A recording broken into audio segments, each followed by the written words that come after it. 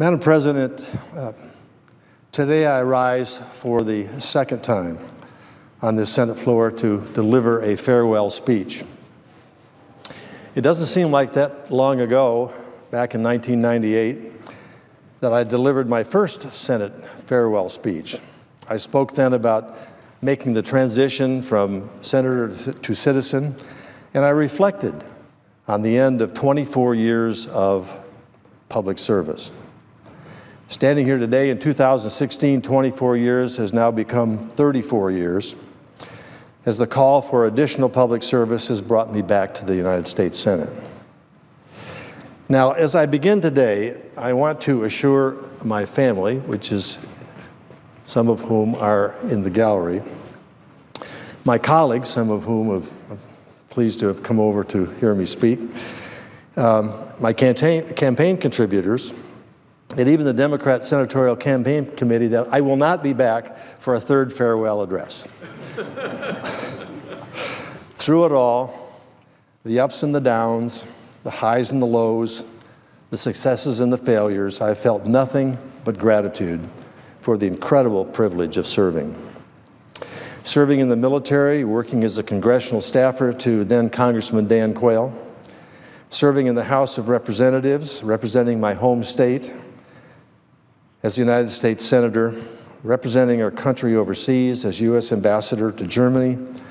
All this together has been the adventure of a lifetime, and I'm so very grateful for the opportunities that I have been afforded. Participating in the process of governing, being in the arena fighting for the principles and values which I believe, these experiences have all been a privilege almost beyond description. It's time to express a few thanks. My good friend and fellow senator from Tennessee, Lamar Alexander, who is sitting here today, who has a good habit of speaking words of wisdom, has said, when you're driving down a country road and see a turtle on the top of a fence post, chances are that turtle didn't get there on its own. I didn't get there, I didn't get here on my own.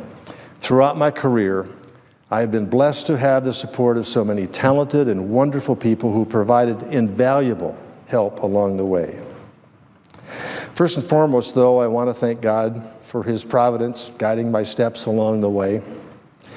I want to thank my family, my wife Marcia, for her unwavering support and wise counsel, our 3 wonderful children, our 10 grandchildren, for their love, their support, their patience that allowed me to engage in the consuming job of an elected official. I want to thank my former Senator and Vice President Dan Quayle, a mentor, a friend, and the person who first encouraged me to consider public service. And I want to express gratitude to former Indiana Governor Robert Orr, who chose me to fill the Senate seat vacated by then Vice President Quayle. I want to thank President George W. Bush, who gave me the opportunity to serve as our nation's ambassador to Germany, and Colin Powell, who led the Department of State during my time as ambassador. And I want to thank the exceptional staff that I've been blessed to have support me over the years. Some that are here today, and many that have served through the years and gone on to achieve great success in their own careers. And I specifically want to thank the 5 chiefs of staff that I've had as a senator who have put the team together to support me in such exceptional ways. David Hoppe, David Gribben, now deceased, Sharon Soderstrom, Dean Hinkson, and Viraj Morani all have led our team with exceptional leadership. And I want to thank my colleagues for their friendship and encouragement over the past 6 years. This is a demanding job, and we all work hard, but it's also a job that allows each of us the opportunity to spend a lot of time interacting together.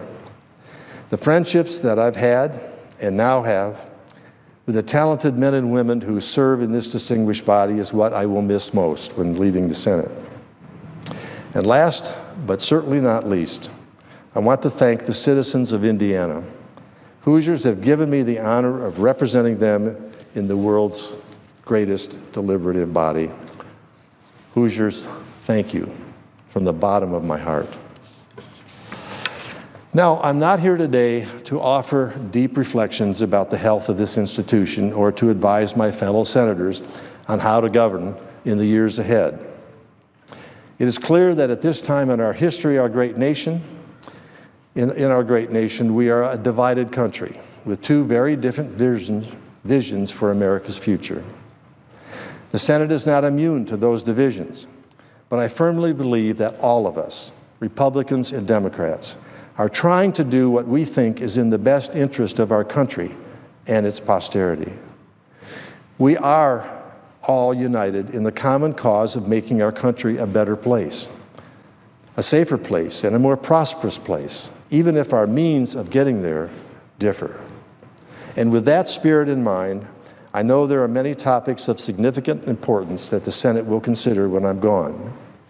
But I want to briefly discuss two transcendent issues that I believe jeopardize America's continued existence as the world's leading nation.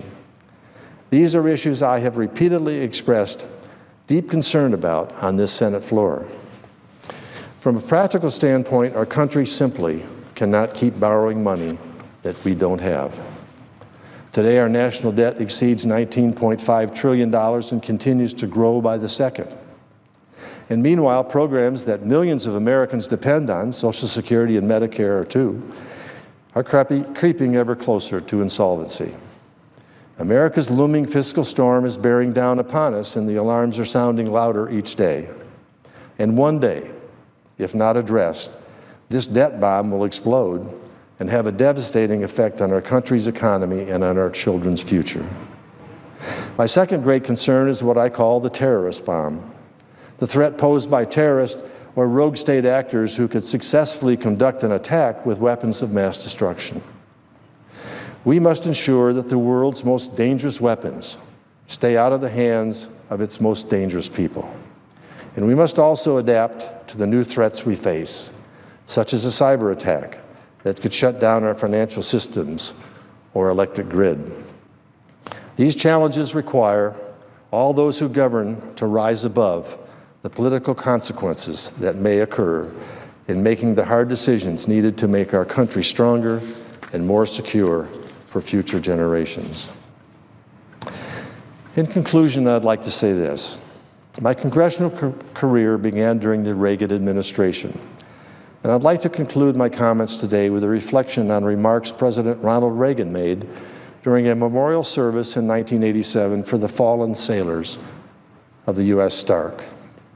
And allow me to quote a few of the words President Reagan shared that day. Yes, he said, they were ordinary men who did extraordinary things. Yes, they were heroes.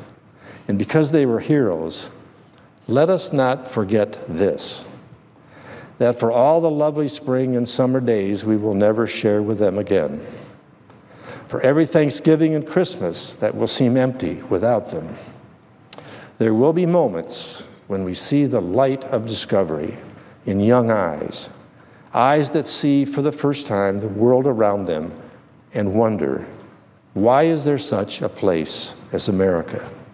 And how is it that such a precious gift is mine?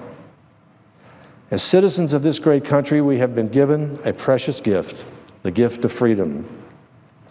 America has been a beacon of freedom that has burned bright before a world that cries out for liberty. But we should never forget that we've been able to preserve this precious gift throughout our history because men and women have heard the call and have said, I will stand in defense of freedom, and I will sacrifice for future generations. In looking back on my life of public service, I've experienced moments when I also have seen that light of discovery of this precious gift of America and asked myself, how is it this precious gift is mine? I've seen the light of discovery at Veterans Day ceremonies as we remind ourselves that this gift has been earned and preserved by those who have fought in defense of our freedoms, and especially those who have paid the ultimate sacrifice. I have seen it in the eyes of wives and young children who rush into the arms of dads arriving home from the front lines of battle. I have seen it in the tears of joy as our Olympic athletes stand while the Star-Spangled Banner is played before the eyes and the ears of the world. I have seen it in the naturalization ceremonies where immigrants, like my mom, express pure joy in becoming an American citizen. Do we not then, those of us who have been given this privilege and the challenge of serving in this body as United States senators, do we not then have an obligation and solemn duty to carry on the task of ensuring that the young eyes of future generations can see this light of discovery and continue to wonder how it is that such a precious gift is theirs? And so, my colleagues and friends, with gratitude to the Almighty, love in my heart for each of you, and bright hopes for the future of our beloved country, I bid farewell and yield the floor.